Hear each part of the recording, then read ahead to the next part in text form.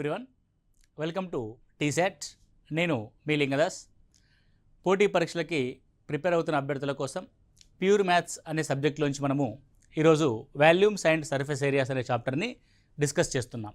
ఇంతకుముందు క్లాసుల్లో volumes and surface ఏరియాకి సంబంధించి వివిధ 3D ఆకృతుల యొక్క వైశాల్యాలు, ఘనపరిమాణాలు ఏ విధంగా కనుక్కుంటామని ఆ ఫార్ములాస్ని, వాటిని ఏ విధంగా గుర్తుంచుకోవాలన్న అంశాన్ని కూడా మనం డిస్కస్ చేసాం.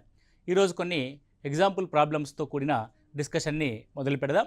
సో ఇక్కడ చూసినట్లయితే క్వశ్చన్, క్రమవృత్తాకార శంకు రూపంలో ఉన్న జోకర్ టోపీ భూవ్యాసార్థము 7 సెంటీమీటర్లు మరియు ఎత్తు 24 సెంటీమీటర్లు.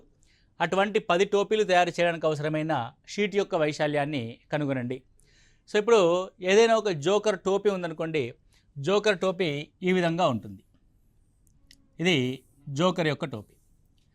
జోకర్ యొక్క టోపీని తయారు చేయడానికి మనము ఒక క్లాత్ లేదంటే ఒక కార్డు ముక్కని ఏదైతే వాడతామో ఆ కాగితంకు సంబంధించి ఇది ఇలా మనకు కంప్లీట్గా కర్వ్డ్ సర్ఫేస్ ఏరియాలో ఇమర్చబడి ఉంటుంది.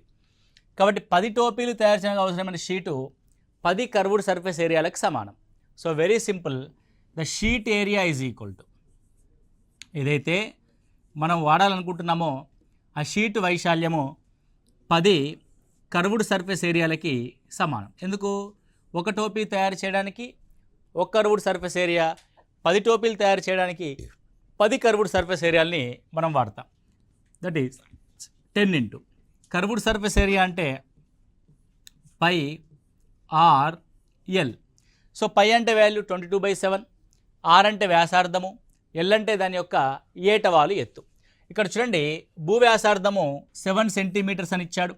ఇది 7 సెంటీమీటర్ల విలువ. దాని యొక్క ఎత్తు 24 సెంటీమీటర్లను ఇచ్చాడు. దీని యొక్క విలువ 24 సెంటీమీటర్లు. 7,24 ఉన్న ఈ ఏటవాలు ఎత్తు యొక్క విలువ ఏమవుతుందంటే 25 సెంటీమీటర్లు అవుతుంది. 25 సెంటీమీటర్స్. ఎందుకంటే 7, 24, 25 అనేది లంబకోణ త్రిభుజం యొక్క వాల్యూ కాబట్టి L is equal to 25 centimetres. కాబట్టి ఇప్పుడు మనం సబ్స్టిట్యూట్ చేయాల్సిన value 10 into 22/7 into R 7 into L again 25. So now both R cancel. So 25 2s are 50, 25 2s are 50. So 5500 centimetre square అనే వాల్యూ కలిగిన షీట్ మనకి అవసరం ఉంటుంది. అయితే ఇది శంకువుకు సంబంధించిన విషయాలు. మనం గత క్లాస్లో కూడా శంకువు గురించి డీటెయిల్గా మనము డిస్కస్ చేసి ఉన్నాం. సో ఈరోజు మనము గోళం యొక్క అంశాన్ని కనుక డిస్కస్ చేసినట్లయితే, సో ఇక్కడ దేని గురించి మాట్లాడుతున్నాడు క్వశ్చను? గోళం గురించి మాట్లాడడం జరిగింది. సో క్రింది వ్యాసం కలిగిన గోళం యొక్క ఉపరితల వైశాల్యాన్ని కనుగొనండి. ఏదైనా ఒక గోళం ఉందనుకోండి, ఇలా బాల్ ఆకారం ఉంది కదా, బాల్ కానీ లడ్డు కానీ ఇలా ఉన్న వాటిని ఏమంటారంటే మనము గోళము అని అంటాం. సో గోళం యొక్క సర్ఫేస్ ఏరియా ఏమవుతుంది? దాన్ని ఉపరితల వైశాల్యం అని పేర్కొంటాం, surface area. So surface area యొక్క formula simply 4πr². So where R as a radius, R అనేది వ్యాసార్థాన్ని కలిగి ఉంటుంది. సో ఆర్ అంటే ఏంది? వ్యాసార్థం. కానీ ప్రశ్నలో మనకేమి ఇచ్చారంటే వ్యాసము కలిగిన అన్నాడు.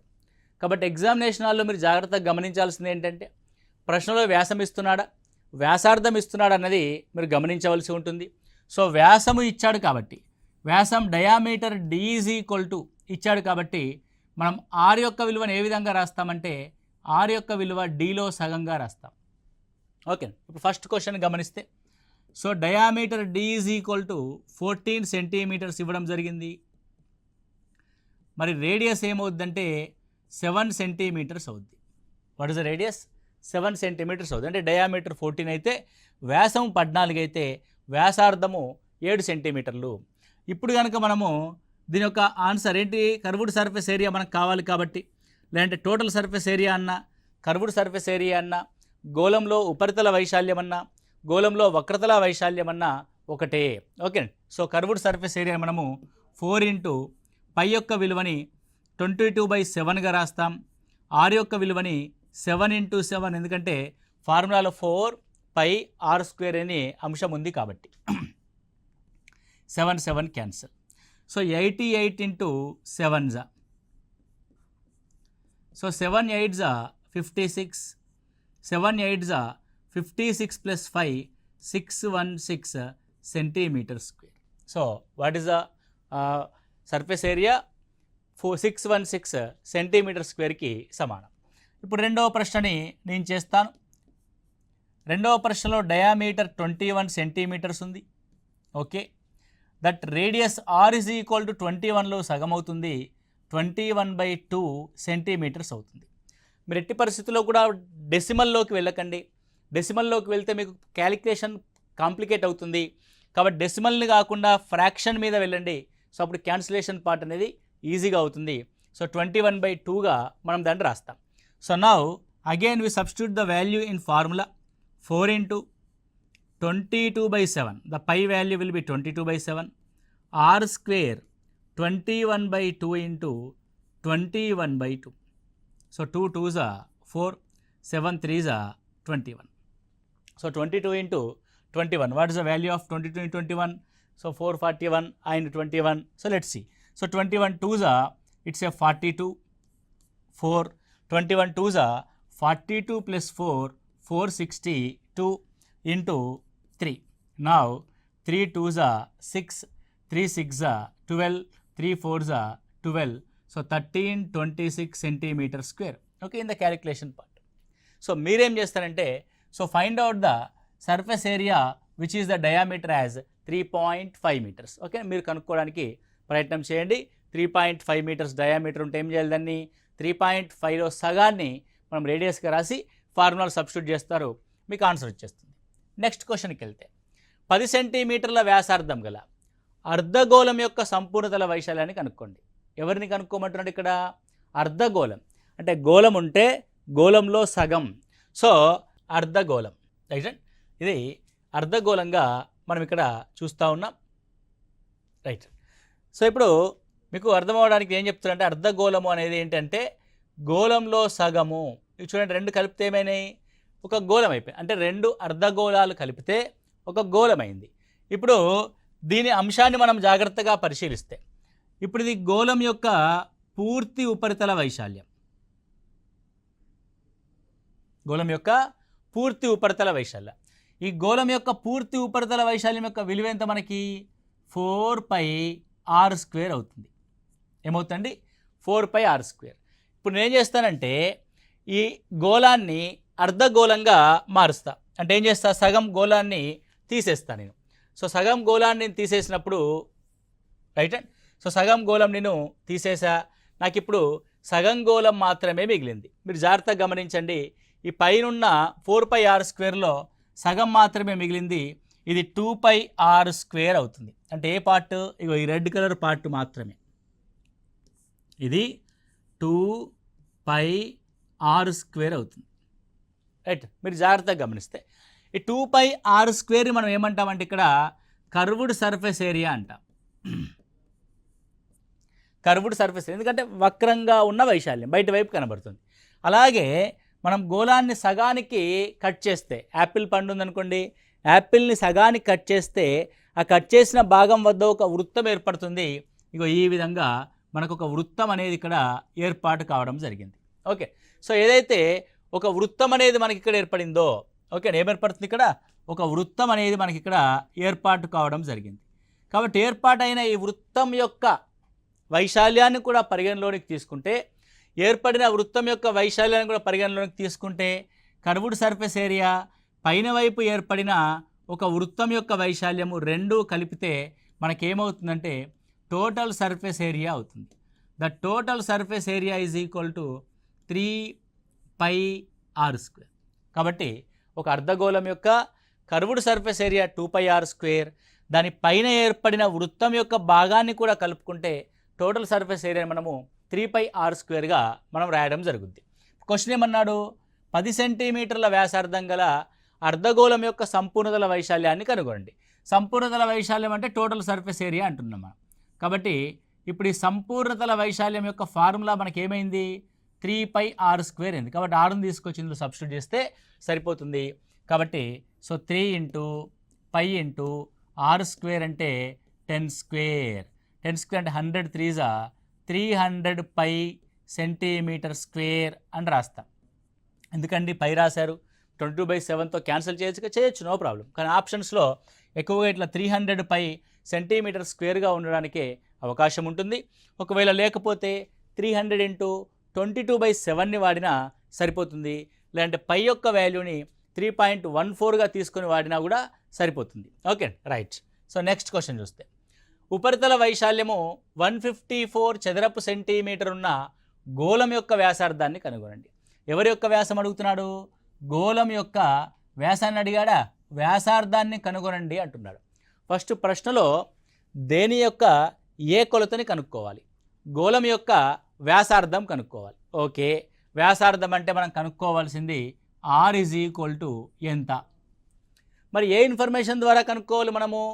ఉపరితల వైశాల్యం ఇచ్చాడు కదా, ఉపరితల వైశాల్యము ఇన్ఫర్మేషన్లోంచి ఆర్ని కనుక్కోవాలి. ఉపరితల వైశాల్యం అంటే ఏంది? గోళానిది 4πr² యొక్క విలువ 154 చదరపు సెంటీమీటర్లుగా ఇవ్వడం జరిగింది. సో నౌ నీకు కావాల్సిన ఆర్ ఇక్కడ ఉంది కాబట్టి మిగతా వాల్యూ సబ్స్టిట్యూట్ చేసి ఆర్ని మనం ఫైండ్ అవుట్ చేయవచ్చు. కాబట్టి 4 అంటే 4, పై అంటే 22/7, r² యొక్క value we need to find. This is 154. Okay, so 22 7s 154, 22 7s 154. 4 అనేది క్యాన్సిల్ అవ్వదు. సో 4 అనేది బయటికి వెళ్తుంది, 7 అనేది న్యూమరేటర్కి వస్తుంది. కాబట్టి r² = 7 × 7. న్యూమరేటర్లో ఉన్న 4 డినామినేటర్లోకి వస్తుంది. r = స్క్వేర్ అంటే సేమ్ నెంబర్ యొక్క మల్టిప్లికేషన్. సో r², ఎన్ని 2 సార్లు మల్టిప్లై చేసాం కాబట్టి 7. సో 4 అంటే 2 2s 4 కాబట్టి 7/2 సెంటీమీటర్స్. 7/2 ఇస్ నథింగ్ బట్ 7లో సగం 3.5 సెంటీమీటర్స్గా మనం రాస్తాం. సో కనుక్కోవాల్సిన అంశం నుంచి మనం తెలుసుకోవాల్సిన అంశం ఉందా లేదా అన్నది మనం చూడాల్సి ఉంటుంది. అంటే ఇచ్చిన అంశంలోంచి కనుక్కోవాల్సిన అంశానికి మన యొక్క ట్రావెలింగ్ అనేది జరిగింది. Very simple calculation part. Next విషయాన్ని కనుక గమనిస్తే, ఒక చంద్రుని వ్యాసం అంటే చంద్రుని యొక్క వ్యాసము భూమి యొక్క వ్యాసంలో సుమారు 4వ వంతు ఉంటుంది. వాటి ఉపరితల వైశాల్యాల నిష్పత్తిని కనుగొనండి. చంద్రుని యొక్క వ్యాసము ఎంత ఉంటుందట? భూమి యొక్క వ్యాసంలో 4వ వంతు ఉంటుందట. అంటే ఫర్ ఎగ్జాంపుల్ భూవ్యాసము డి అనుకోండి, క్యాపిటల్ డి రాద్దాం, అంటే D1 అందాం. సో భూవ్యాసము డి అయితే చంద్రుని వ్యాసం ఏమవుతుంది? చంద్రుని వ్యాసము భూవ్యాసంలో 4వ వంతు. 4 రెట్లు అంటే 4తో మల్టిప్లై చేయాలి.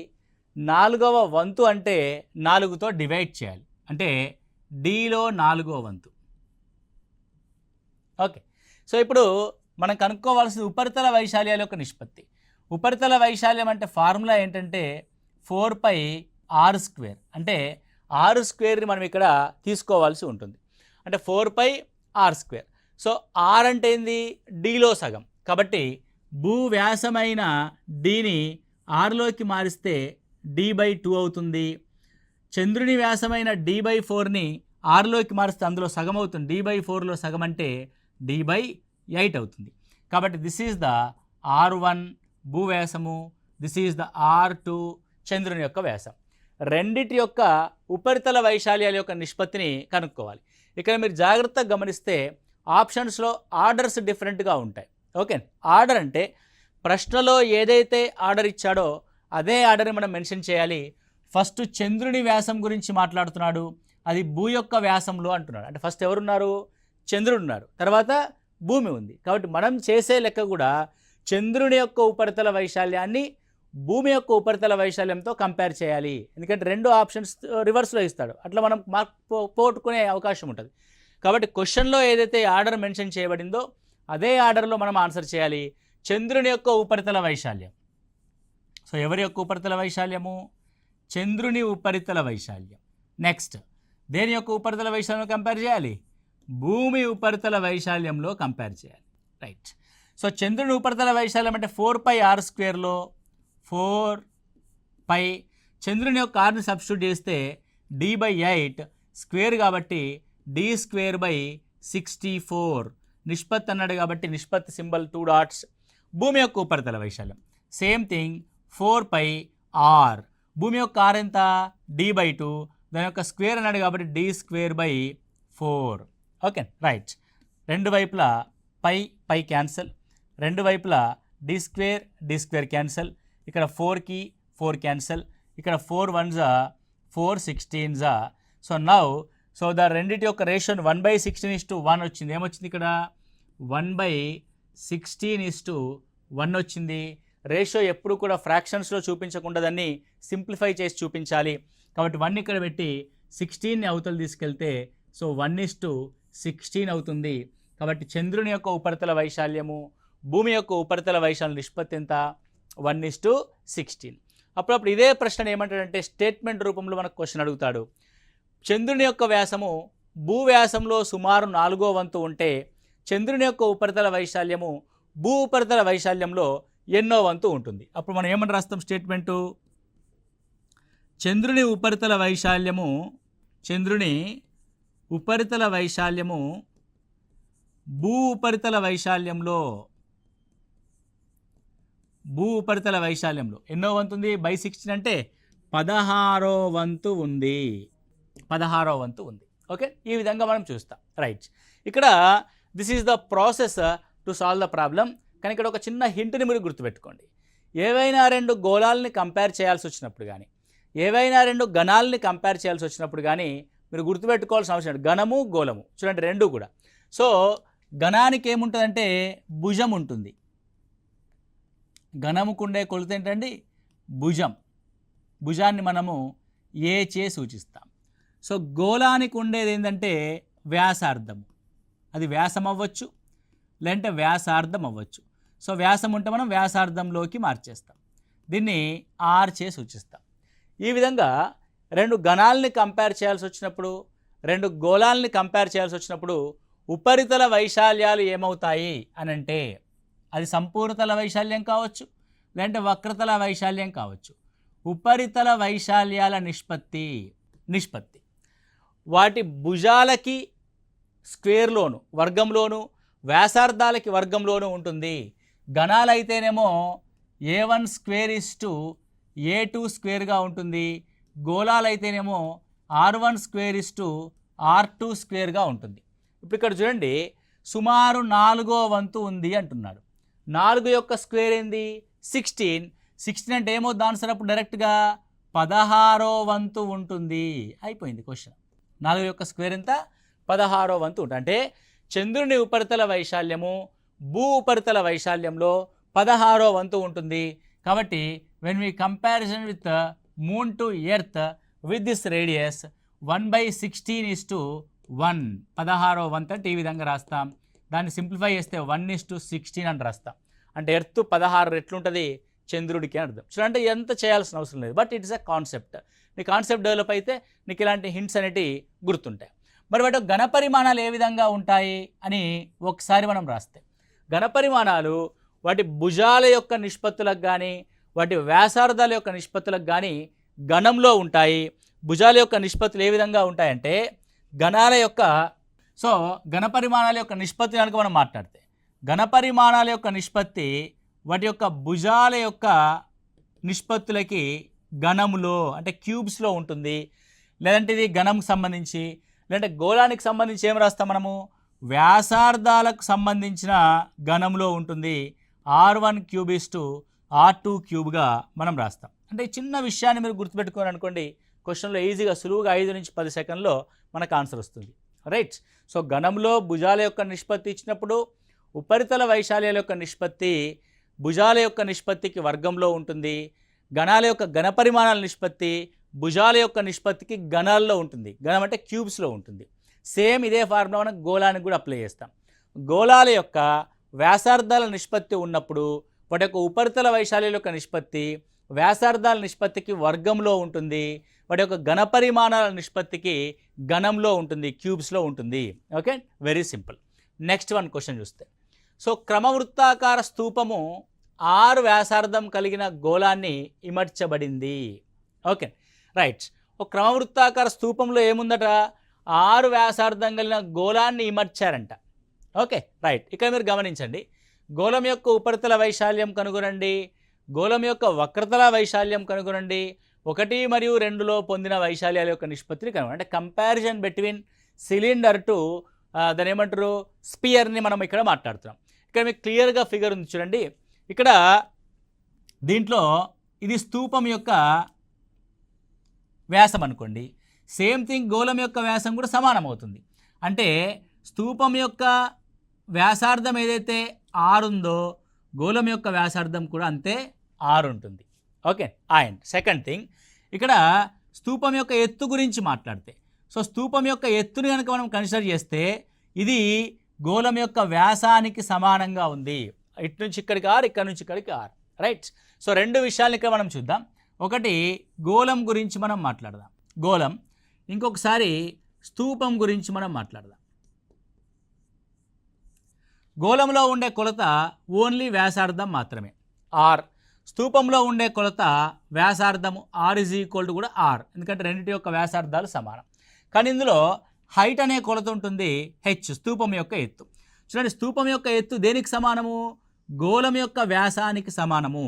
గోళం యొక్క వ్యాసం అంటే 2r, అంటే హెచ్ వాల్యూ ఏం తీసుకోవాలంటే ఇక్కడ 2rగా తీసుకోవాలి. నౌ గోళం యొక్క ఉపరితల వైశాల్యము ఎంత? గోళం యొక్క ఉపరితల వైశాల్యం ఎంత? 4πr². This the first question of answer. Next, స్తూపం యొక్క ఉపరితల వైశాల్యం ఎంత? Second question. ఓకే, స్తూపం యొక్క వక్రతల వైశాల్యం. వక్రతల వైశాల్యం అంటే ఏం రాస్తాం మనము? 2πrh అని రాస్తాం. So 2πrh was 2r, 2 2 is 4, 4πr².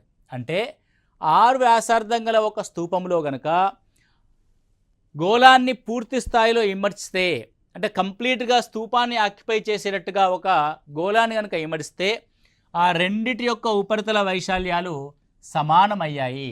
రెండిటి యొక్క ఉపరితల వైశాల్యాలు సమానమయ్యాయి. కాబట్టి గోళం యొక్క ఉపరితల వైశాల్యము 4πr², స్తూపం యొక్క ఉపరితల వైశాల్యము 4πr². రెండింటినీ క్యాన్సల్ చేస్తే వాటి యొక్క నిష్పత్తి 1:1గా వచ్చింది. Okay, very simple analysis, right. ఈ విధంగా రెండింటి కంపారిటివ్ వేలో మనకి క్వశ్చన్ అడగడం జరుగుతుంది, రైట్. Next question. సో క్రింది వ్యాసార్థం కలిగిన గోళం ఘనపరిమాణాన్ని కనుగొనండి. సో మనకు గోళం యొక్క ఘనపరిమాణం ఫార్ములా ఐడియా ఉండాలి. The volume of sphere. So గోళం యొక్క ఘనపరిమాణం ఏమవుతుంది అని అంటే 4/3πr³ అవుతుంది. 4/3πr³ అవుతుంది. సో కింది ఇచ్చింది వ్యాసార్థము, అంటే ఆర్ యొక్క విలువలే ఇవ్వడం జరిగింది. సో లెట్స్ కంక్లూడ్ 4/3, పై అంటే 22/7, r³ అంటే 7 × 7 × 7. So 7 7 cancel. 7 7 ఏమైందండి? Cancel. Now 49, 7 7s are 49, 4s are. So what is the 49 4s are? 4 9s are 36, 4 4s are 16 plus 3, 19, 196/3 cm³. 196/3 cm³. So this is the first question, which is the radius r is equal to 7 of a volume of sphere. The second one కనుక గమనిస్తే, రెండవ అంశాన్ని మనం పరిశీలిస్తే, for that second thing the radius as given 0.63 meters. So 0.63 meters r అయినప్పుడు దాని యొక్క ఘనపరిమాణం ఏమవుతుంది? 4/3πr³. ఓకే, సో 4/3 పై అంటే 22/7, r³ అంటే 0.63 అన్నాడు కాబట్టి 63/100. నేను ఏం చేస్తానంటే 0.63 మీటర్స్ అంటే అర్థం 63 సెంటీమీటర్లు కానీ రాసుకోవచ్చు కదా. అంటే my units in the centimetre వస్తాయి, no issue. Okay, so 63 × 63. So 63 సెంటీమీటర్లుగా మనం రాయడం జరిగింది. సో 8 9 63. ఓకే, నెక్స్ట్ 3తో క్యాన్సిల్ అవుతాయి. 3 2s are 3 1s are, right. So 22 × 1 చేయండి, తర్వాత మిగిలినవి మనం క్యాలిక్యులేట్ చేసుకోండి, ఎంతో కొంత వస్తుంది. So 22 × 1, 21 2s are 42, 21 2s are 42 plus 4 462 into, అంటే 22ని 21ని మనం మల్టిప్లై చేసినాము అయిపోయింది. ఇప్పుడు 63 ఇంటూ 9 చేయండి. సో 9 3 జా 27 అంటే 2, 9 6 జా 54, 9 ఆరులో 54 plus 2 56 into 4. Again you take it as a 4 times. So 462 into 4 ఏళ్ళ 28, 2 పైకి. సో 4 6 జా 24 ప్లస్ 2 26, 4 5 జా 20 ప్లస్ 2 2268 సెంటీమీటర్ క్యూబ్గా మనం రాస్తాం. అంటే సంథింగ్ 462 ఇంటూ 2268 సెంటీమీటర్ క్యూబ్ ఉంది. జస్ట్ దీన్ని మీరు క్యాలిక్యులేట్ చేసి రాసుకోండి, పెద్దగా ఇంపార్టెంట్ ఏమి కాదు. ఒకవేళ దీన్ని ఆప్షన్స్లో కనుక మళ్ళీ మీటర్ క్యూబ్లో ఉందనుకోండి, so what we have the value that as 462 into 2268 by centimetre అంటే 100 సెంటీమీటర్లకి 1 మీటర్. కాబట్టి దాన్ని మీటర్ క్యూబ్లోకి మార్చాలంటే బై 100 బై 100 బై 100. ఎందుకంటే ఇక్కడ నువ్వు ఎన్నిటిని మార్చావు సెంటీమీటర్లోకి? 3 సార్లు మార్చావు, సెంటీమీటర్ క్యూబ్ కాబట్టి దీన్ని మీరు ఈ విధంగా రాసుకున్నారనుకోండి, ఇది ఈజీగా మీటర్ క్యూబ్లోకి మారిపోతుంది. ఓకే, సో సెంటీమీటర్లోకి మార్చాలి అంటే బై 100, అంటే ఏదైతే 0.63 మీటర్స్ అని ఉందో దాన్ని సెంటీమీటర్లోకి మార్చాలంటే ఇంటూ 100తో మల్టిప్లై చేయండి. ఏదైతే సెంటీమీటర్లో ఉందో దాన్ని మీటర్లోకి మార్చాలంటే బై 100తో డివైడ్ చేయండి, అంటే 100తో డివైడ్ చేయండి. సెంటీమీటర్ క్యూబ్ అంటే అర్థం centimetre into centimetre into centimetre. So 3 సెంటీమీటర్లు అనేవి మల్టిప్లై చేస్తున్నాం కాబట్టి 300స్ని డినామినేటర్లో మీరు మల్టిప్లై చేసుకోండి, ఈజీగా మీకు వచ్చేస్తుంది. Okay, so this is the concept for the finding volume of the sphere. Okay right, 1కి 2 సార్లు మీరు మెన్సురేషన్ని జాగ్రత్తగా గమనిస్తూ వెళ్ళండి, ఎందుకంటే very very crucial role play చేస్తుంది ప్యూర్ మ్యాథ్స్ అనేది ప్రతి ఎగ్జామినేషన్లో. అందులో ముఖ్యంగా మెన్సురేషన్ అనేది చాలామంది అభ్యర్థులు వెనుకబడే 2 చాప్టర్స్, ఒకటి జామెట్రీ, రెండవది మెన్సురేషన్. మ్యాథ్స్ విద్యార్థులు కూడా ఈ 2 చాప్టర్స్లో కొంచెం కన్ఫ్యూజన్కి మరియు కొంత గందరగోళానికి గురవుతారు. కాబట్టి 1కి 2 సార్లు చూసుకొని జాగ్రత్తగా నోట్స్ ప్రిపేర్ చేసుకోండి. మన టీశాట్ వాళ్ళు అందిస్తున్న ఈ ఉచిత శిక్షణ తరగతుల్ని పూర్తి స్థాయిలో వినియోగించుకుంటూ మీ యొక్క పోటీ పరీక్షల్లో విజయం సాధించాలని కోరుకుంటున్నాను. Thank you, all the best.